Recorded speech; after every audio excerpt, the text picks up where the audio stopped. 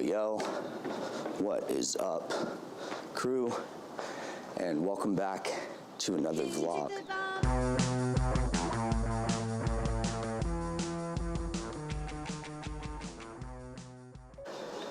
I'm not using the camera that I would normally use to vlog, so you're just kind of gonna have to manage this with me. It is day 2 of the Texas event, and I'll tell you, there's something powerful about when a group of men come together for one common good, and that is to help make each other better.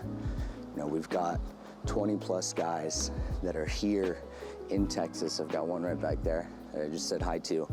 They're out here in Texas with us, and we rented out this entire ranch. And to say the word transformational, although true, would not truly encompass what this is. And I don't have all the words to really fully articulate what this is yet, but I'm staying in integrity with filming these vlogs while I'm still here. Although I'll be honest, a big part of my heart is grieving. Grieving what was. And it's with that I realize when you grieve what was, it makes room for what will be. And it leads me to acceptance. You know, there's so many times in life where we're not willing to accept the now that we have or the clarity that we do have, and it gets us caught in this dogmatic way of thinking of enoughness. You know, am I doing enough? Have I done enough? Is this enough? And also, when is enough enough? It's a means to an end. I did a training yesterday on this concept of have, do, be, and I believe many people believe they need to have the things in order to do the stuff which will enable them to be happy. When I think it's actually the inverse.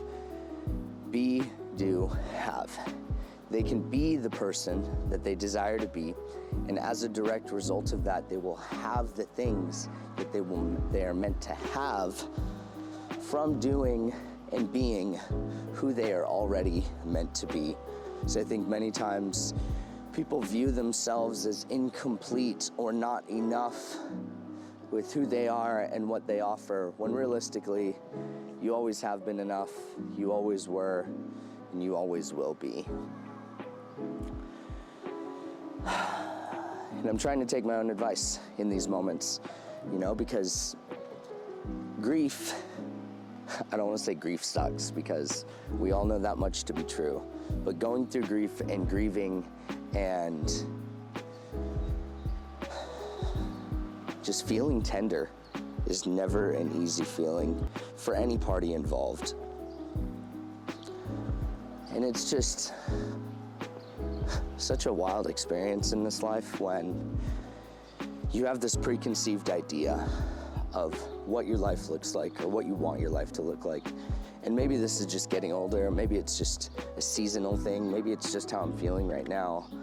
But I'm recognizing that really throughout all of this, you get to treasure the special moments and cherish the small moments, because those small moments in retrospect are really the moments that matter the most. I think commonly we overlook things and deanimate things into what they're not, and we lose sight of what things truly are. You know, we lose parts of ourselves when we are pursuing someone or something, whether it be a person, a career, or a romantic interest, even reconnecting with a family member. And we are so attached to an outcome that everything we do and anything that we do is coming through that lens. And it's this unhealthy form of attachment. And this is what I'm recognizing with myself, that there's times in my life where I have lost essential parts of myself while trying to become everything I thought I wanted to be, or everything I thought the person that I was with wanted me to be, whether that be in a workplace environment where a superior wants you to be a certain type of individual and you're just not that person, or maybe in a relationship where you start to show up a certain way and show someone how great you are. Now, I'll remind you, a relationship is not the place to show someone how great you are. They already know that. That's why they're in a relationship with you. However, it is a place to continue to keep the pressure on in the healthiest way possible.